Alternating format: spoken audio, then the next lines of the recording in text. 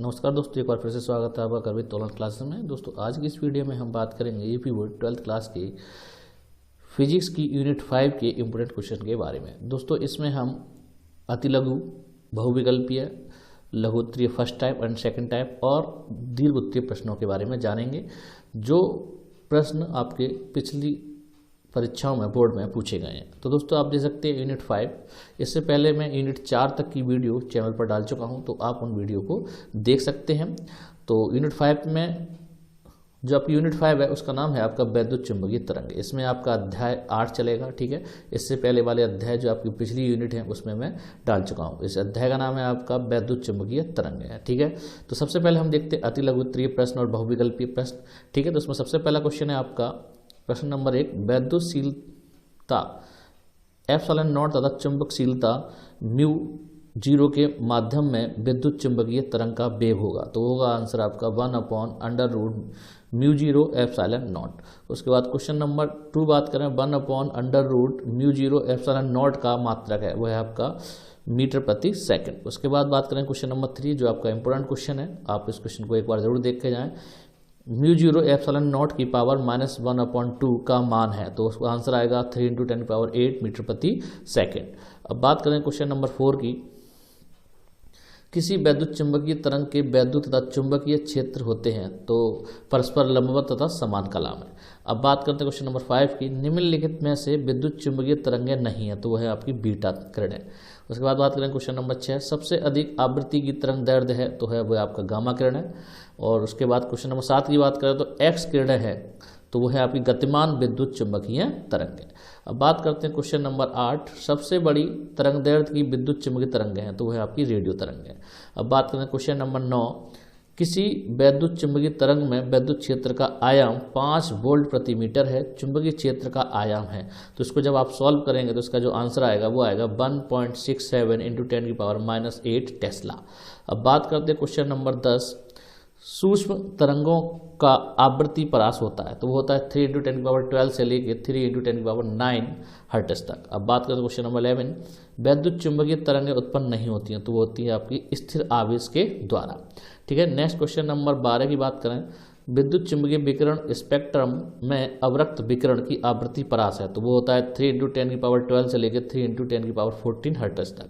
अब बात करते हैं क्वेश्चन नंबर 13, वैद्युत चुंबकीय विकिरण स्पेक्ट्रम में रेडियो आवृत्ति का परास है, तो वो होता है 3 × 10⁻6 से लेकर 3 × 10⁻10 तक। अब बात करें क्वेश्चन नंबर 14, विद्युत चुंबकीय तरंगें होती हैं, तो वो होती है अनुप्रस्थ तरंगें। बात करें क्वेश्चन नंबर 15, वैद्युत चुंबकीय तरंगों में वैद्युत तथा चुंबकीय क्षेत्र सदिशों में कलांतर होता है, तो वो होता है आपका 0, ठीक है। ये इंपोर्टेंट है, आप क्वेश्चन नंबर 15 आप एक बार जरूर ढंग से पढ़कर जाएंगे, ठीक है। क्वेश्चन नंबर 16 की बात करें, विद्युत चुंबकीय तरंगों के वैद्युत तथा चुंबकीय क्षेत्र सदिश क्रमशः सदिश E तथा सदिश B हैं, तरंग संचरण की दिशा में प्रदर्शित होगी, तो वो होगी आपकी vector E cross vector B द्वारा। अब बात करें क्वेश्चन नंबर 17, न्यूनतम आवृत्ति की विद्युत चुंबकीय तरंग है, वो है आपकी माइक्रो तरंग है, ठीक है। उस बात करते हैं क्वेश्चन नंबर 18, विद्युत चुंबकीय तरंगों की मूल स्रोत क्या है, तो वो है आपका त्वरित वैद्युत आवेश विद्युत चुंबकीय तरंगों की उत्पत्ति का मूल स्रोत है, कहने का त्वरित वैद्युत आवेश, ठीक है। अब बात करते हैं क्वेश्चन नंबर 19, जो आपका इंपॉर्टेंट क्वेश्चन है, वेरी वेरी इंपॉर्टेंट क्वेश्चन है, विद्युत चुंबकीय तरंगों की 2 गुण लिखिए, ठीक है। तो जितनी भी आपकी चुंबकीय तरंगें हैं और यहाँ पर अदर जो तरंगें हैं उन सभी तरंगों के आप 2-2 गुण तैयार करके जाएंगे, क्योंकि इसमें किसी ना किसी तरह के 2 गुण हमेशा पूछता है, ठीक है। लेकिन जो मोस्ट इंपोर्टेंट है वो है आपकी विद्युत चुंबकीय तरंगों के। तो इसके 2 गुण जो है वो आप बता देता हूँ मैं, ये निर्वात में प्रकाश की चाल चलती है, और दूसरी जो गुण है वो है ये अनुप्रस्थ तरंगें होती हैं, ठीक है। अब बात करते हैं क्वेश्चन नंबर 20 की, 10⁻⁻2 मीटर तरंग दैर्ध्य वाली विद्युत चुंबकीय तरंग का नाम लिखिए, तो वो तरंग है आपकी माइक्रो तरंग, ठीक है।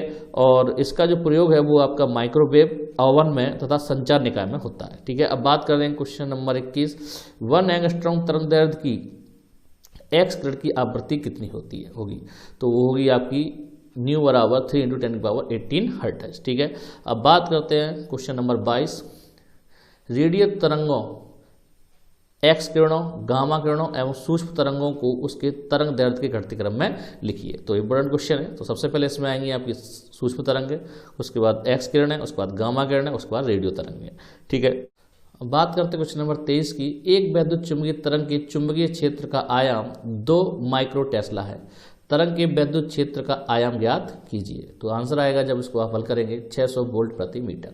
उसके बाद बात करेंगे क्वेश्चन नंबर 24 की। एक्स दिशा में गतिमान एवं विद्युत चुंबकीय तरंग आकाश की किसी बिंदु वेक्टर बी 1 × 10⁻⁸ जे पर है। टेस्ला वेक्टर ई का मान क्या होगा? तो इसका वेक्टर ई का जो मान आएगा वो आएगा 3K वोल्ट प्रति मीटर। अब बात करते हैं क्वेश्चन नंबर 25। एक समतल वैद्युत चुंबकीय तरंग के वैद्युत क्षेत्र का आयाम 3 × 10⁻⁴ वोल्ट प्रति मीटर है। इसके चुंबकीय क्षेत्र का आयाम ज्ञात कीजिए। तो वो आएगा V0 = 1 × 10⁻12 वेबर प्रति मीटर स्क्वायर। अब बात करें क्वेश्चन नंबर 26। विद्युत चुंबकीय तरंगों में चुंबकीय ऊर्जा घनत्व का सूत्र लिखिए। तो वो होता है UM = 1/2 Brms का होल स्क्वायर अपॉन μ0। अब बात करें क्वेश्चन नंबर 27। एक समतल विद्युत चुंबकीय तरंग में वैद्युत क्षेत्र 20 वोल्ट प्रति मीटर आयाम से दोलन करता है। वैद्युत क्षेत्र का ऊर्जा घनत्व ज्ञात कीजिए। तो इसमें जो आएगा आपका UE का मान आएगा 8.85 × 10⁻² जूल प्रति मीटर क्यूब।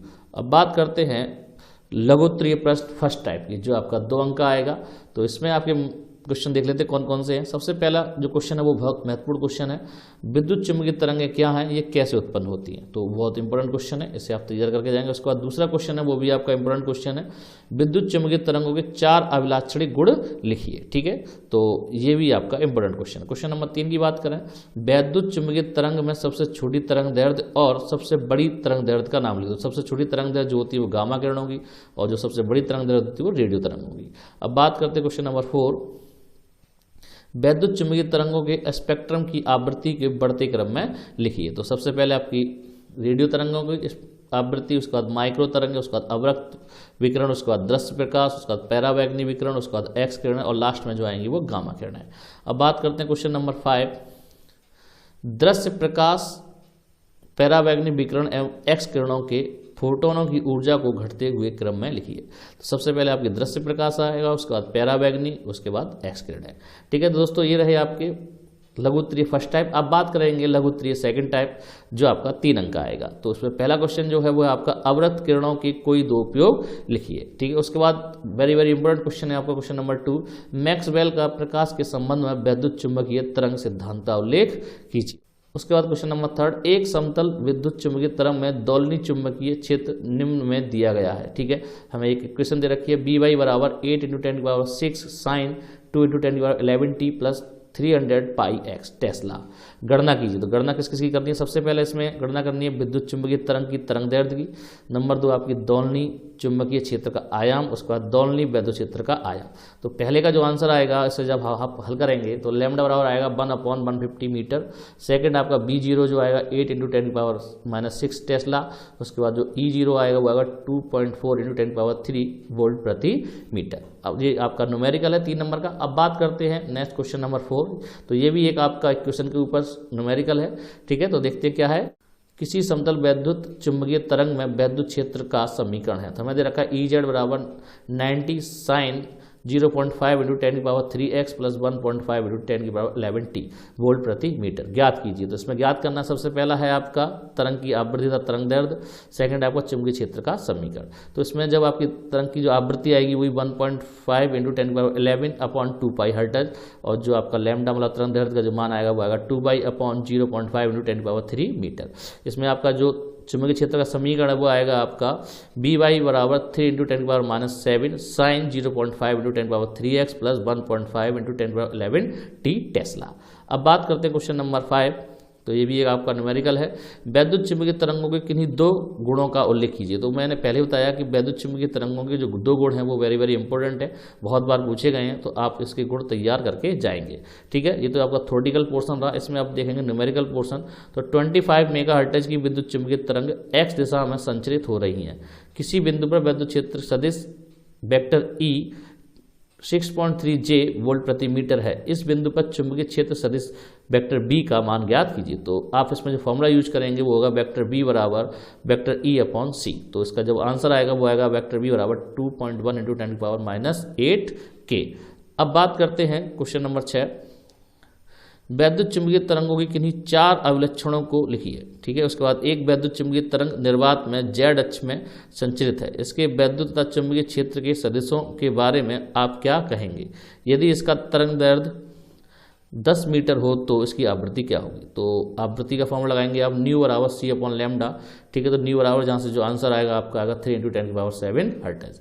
ठीक है, अब बात करते हैं क्वेश्चन नंबर 7 की, जो एकमात्र इस यूनिट में आपका दीर्घ उत्तरीय प्रश्न है, जो 5 अंक का आएगा और कोई इसमें दीर्घ उत्तरीय इंपोर्टेंट क्वेश्चन नहीं है। तो इस क्वेश्चन को देख लेते हैं। एम्पियर का नियम क्या है, एम्पियर मैक्सवेल का संशोधित नियम बताइए तथा इसकी सहायता से विस्थापन धारा समझाइए।